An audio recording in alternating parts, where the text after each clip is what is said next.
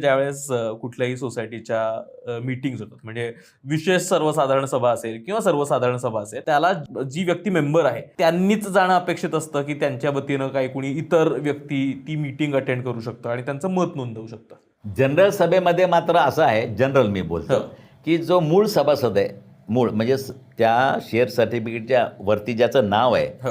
तो मूळ सभासद असतो. बरोबर. मागच्या बाजूला तर को सभासद असतात, अनेक को सभासद असतात, जॉईंट सभासद असतात, पण मूळ सभासद हा मेन असतो, त्यांनीच ते अटेंड करावं असा एक नियम आहे.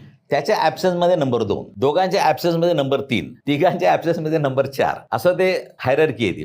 पण रिडेव्हलपमेंटमध्ये मात्र असं एक बंधन नाही आहे, पण असं एक असायला पाहिजे जो एकदा अटेंड करतो त्यांनीच ते सगळं रिडेव्हलपमेंटची प्रोसेस अटेंड केली पाहिजे.